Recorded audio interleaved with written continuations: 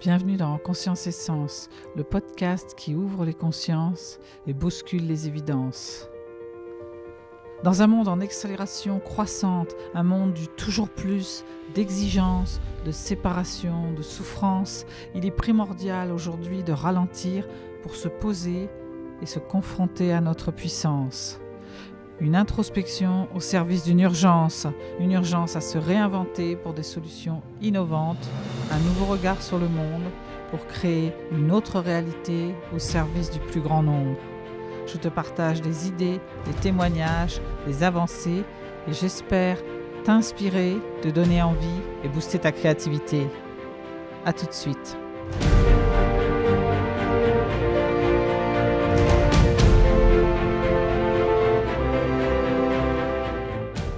Et si nous n'étions pas seuls, qu'une énergie, un ange, l'univers, Dieu, appelez-le comme vous voulez, était là près de vous et tentait de communiquer avec vous en permanence.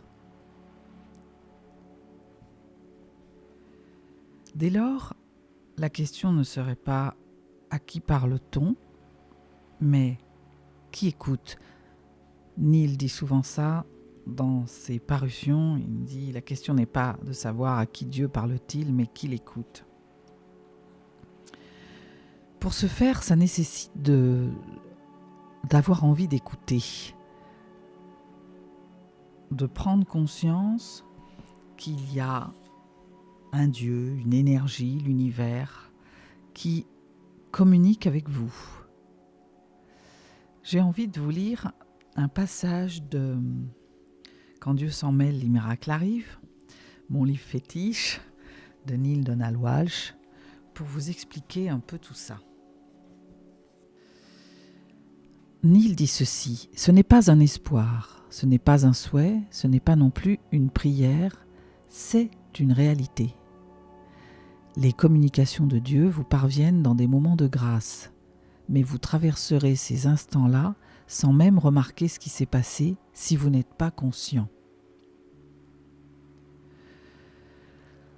Neale dit aussi que l'idée, c'est d'ouvrir ses yeux et ses oreilles, et moi je rajouterais aussi son cœur, pour accueillir les messages qui nous parviennent à tout moment.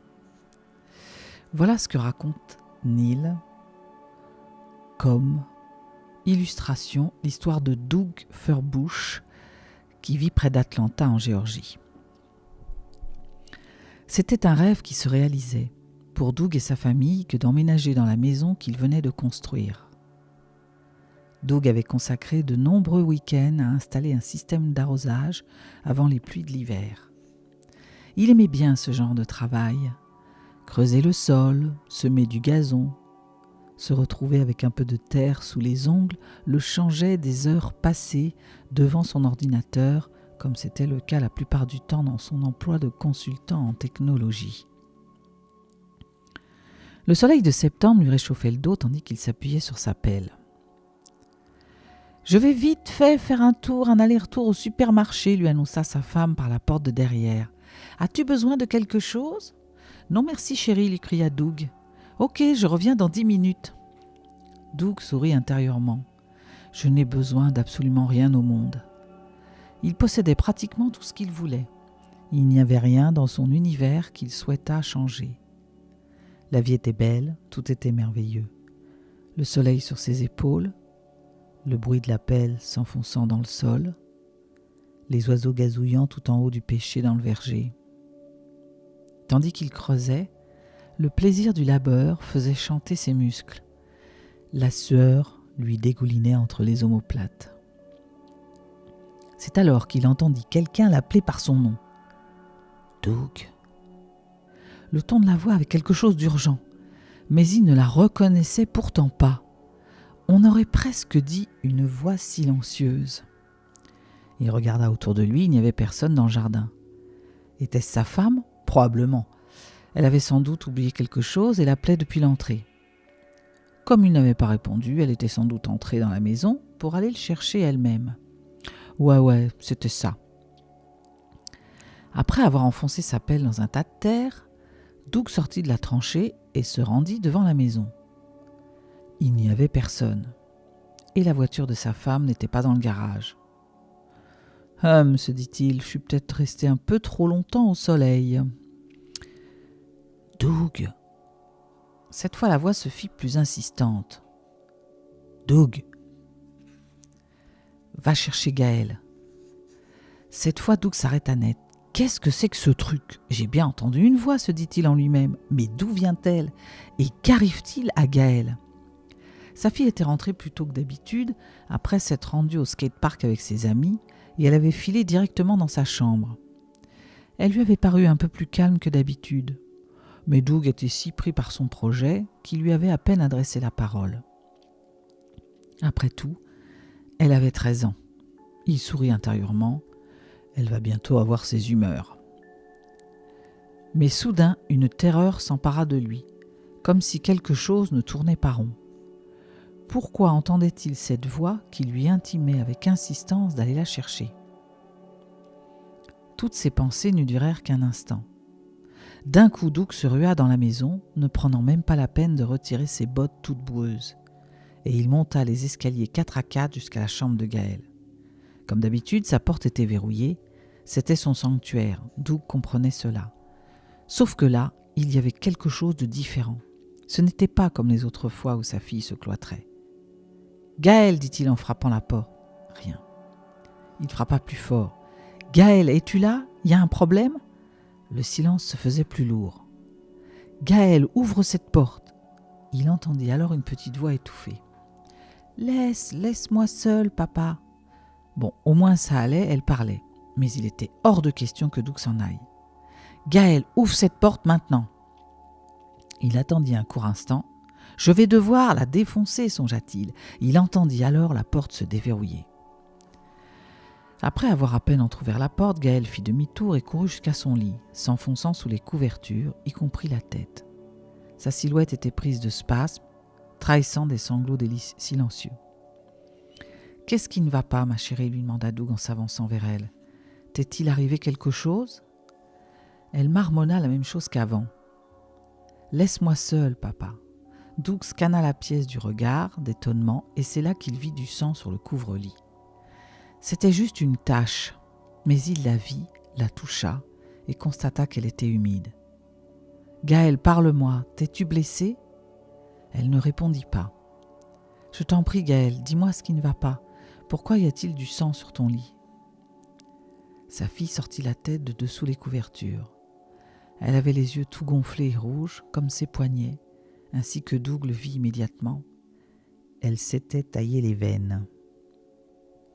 Doug lui empoigna le bras, la regarda de plus près. Il vit immédiatement que l'entaille n'était pas profonde, mais elle saignait, sans aucun doute. Il se rua dans la salle de bain pour y prendre le nécessaire.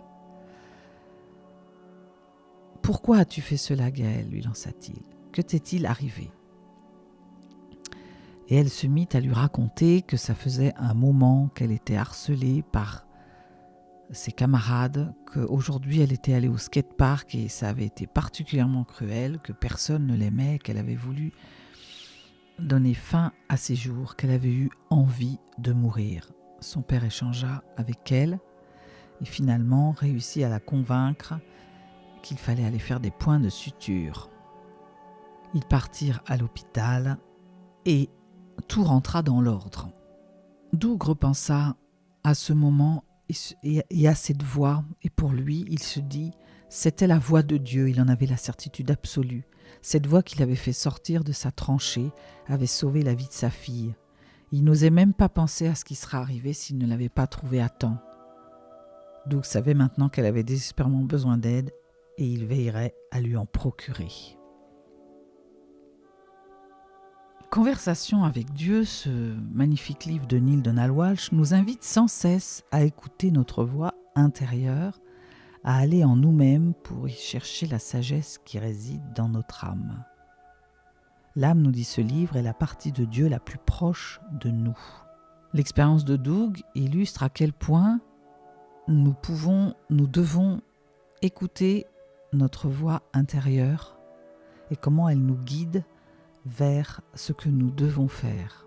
Là, c'était une voix, mais ces messages peuvent prendre différentes manières Ça peut être une voix interne, un message sur un livre, dans un film, une musique.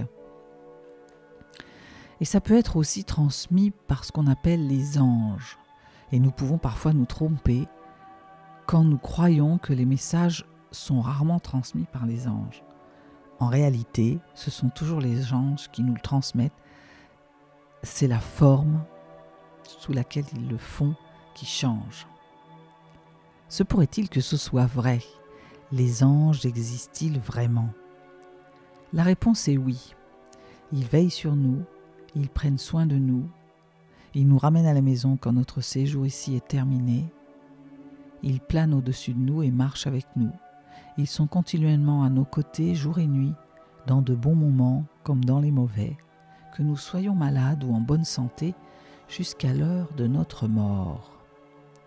Ils peuvent venir à nous durant nos rêves, pendant nos méditations, sous la forme de visions, ou même lorsque nous sommes éveillés en tant qu'apparition. Je crois aussi que les anges peuvent également nous rendre visite sous la forme de vraies personnes qui se déplacent comme vous et moi, surgissant soudain dans notre vie pour y dire ou y faire des choses incroyables. C'est vrai que j'ai souvenir, moi, d'une fois, j'étais jeune, j'avais une vingtaine d'années, je me promenais à Paris, à Porte de Saint-Cloud, c'était le soir, j'allais retrouver ma voiture et je me souviens ça devait être l'hiver parce qu'il était tôt et pourtant il faisait nuit. Et donc, comme j'étais encore un peu jeune et pas toujours rassurée, et que j'avais tellement entendu de choses sur Paris, que je regardais tout autour de moi pour surveiller qu'il n'y ait pas quelqu'un derrière moi. Et donc je me souviens parfaitement que la place était vide. Et au moment de rentrer dans ma voiture, un homme est apparu, tout de suite comme ça, d'un coup d'un seul, j'ai l'impression qu'il avait débarqué de nulle part. Et je n'ai pas eu peur parce qu'immédiatement, je me suis sentie en confiance. Bon, pendant quelques minutes, j'ai cru qu'il allait me demander une pièce. Et en fait, pas du tout. Il venait m'annoncer 2 choses. De mémoire, la première, c'était concernant une histoire amoureuse que j'étais en train de vivre et qui capotait un peu, mais dont j'avais bon espoir. Et c'était une manière de dire que peut-être la vie allait me réserver une autre destinée que ce garçon-là. Et effectivement... Et la deuxième, je m'en souviens parce qu'il était venu me parler de ma mère. À ce moment-là, j'étais un petit peu en difficulté de communication avec ma mère. Et il m'a tout de suite dit que ça n'allait pas. Et je me souviens avoir pensé sur le coup, mais c'est facile, on a tous à un moment donné des problèmes avec sa mère et tout. Mais au fur et à mesure qu'il me parlait, c'est devenu de plus en plus précis. Et il m'a donné des informations sur ce que je pouvais faire, sur ce qui allait se passer, sur un peu toute la route qui, quand je le regarde aujourd'hui, était d'une incroyable précision. Et je me souviens qu'il est resté un temps que je ne saurais définir, et puis que tout d'un coup, il a disparu. Je me suis tournée et je ne l'ai plus revu. Et pourtant, pour aller de ma voiture à un endroit où on ne pouvait plus le voir, il fallait faire au moins 400-500 mètres. Il a disparu. Je pense aujourd'hui, sincèrement, qu'un ange est descendu me voir ce jour-là. Peut-être aussi que nous pouvons être un ange pour quelqu'un. Peut-être que si nous savions pourquoi nous sommes présents dans la vie des autres, nous pourrions regarder la réalité d'une autre façon. En fait, d'un niveau un peu plus profond, nous émettons des vibrations qui indiquent quel est notre but. Voilà pourquoi quand vous croisez quelqu'un, vous avez parfois le sentiment que quelque chose est dans l'air, que vous allez entreprendre une chose avec cette personne. C'est comme une évidence, vous la rencontrez et vous savez que vous allez faire quelque chose avec cette personne, même si vous la croisez comme ça en quelques minutes. Vendredi soir, je suis allée à une relaxation où je ne connaissais pas grand monde et il y avait un homme là, ce soir-là, que j'appellerai Pierre pour garder l'anonymat, préserver son intimité. Et ce soir-là, j'ai croisé son regard un quart de demi-seconde et j'ai su qu'on allait se revoir. Et puis ça s'est évanoui. Après, j'ai fait la relaxation, je connaissais personne, donc j'étais très attentive à être présente, à dépasser ma timidité. Voilà, donc j'étais vraiment là et j'ai oublié tout ça. Je me souviens qu'à un moment dans la soirée, j'ai changé de place, j'étais plus proche de lui et je lui ai parlé assez naturellement, pas longtemps. Et chose incroyable, je l'ai recroisé hier, tout à fait par hasard, au sens, je ne crois plus au hasard, mais je veux dire que c'était pas prévu, j'allais voir 2 amis. Et en fait, il venait déjeuner chez elle. Et il était là, et ça a été de nouveau, j'ai ressenti cette évidence. Et quand nous avons échangé un tout petit peu plus tard, il m'a dit, en fait j'ai compris qu'il avait ressenti un peu la même chose et qu'il voulait me dire merci ce soir-là, qu'il ne l'avait pas fait. Et je sais que nous allons nous revoir. Donc c'est comme il y a des anges dans notre vie où nous pouvons être l'ange de quelqu'un quand tout d'un coup, lors d'une rencontre fortuite, il y a quelque chose qui se passe et on se connecte. Les gens débarquent dans votre vie avec une mission, il n'y a pas de hasard. Quand nous sommes éveillés et vigilants, nous prêtons attention aux personnes que nous croisons dans la vie, comme moi, ce Pierre, vendredi soir. Et nous pouvons nous demander à quelle occasion s'offre à moi en fait. Qu'est-ce que cette personne est venue faire? Que se passe-t-il en ce moment même? Et il ne s'agit pas de vouloir mettre un mot sur la relation, sur ce qui se passe. Peu importe ce qui est en train de se passer, prenez-en conscience et demandez-vous quel cadeau vais-je avoir l'occasion de recevoir et quel cadeau vais-je pouvoir offrir. Peut-être que s'apprête à pénétrer dans votre vie un ange ou dans un rêve pour vous aider à discerner clairement les choix qui s'offrent à vous. Ne rejetez pas cela comme un fantasme. Laissez taire votre mental qui va vous emmener vers tout un tas de questionnements et dites-vous qu'il s'agit peut-être d'un ange venu vous dire quelque chose, vous orienter, vous éclairer ou répondre à une de vos questions. N'écartez pas cette hypothèse comme étant totalement fantaisiste et demandez-vous que se passerait-il si c'était vrai. Il y a des gens qui entendent ce genre de choses et qui se disent tout de suite « Ah mais oui, ça fait résonance » et puis il y en a d'autres qui sont un peu plus sceptiques et ça prend plus de temps. L'important est de se dire que peut-être un jour, il y aura un événement, quelque chose qui viendra vous faire changer d'avis.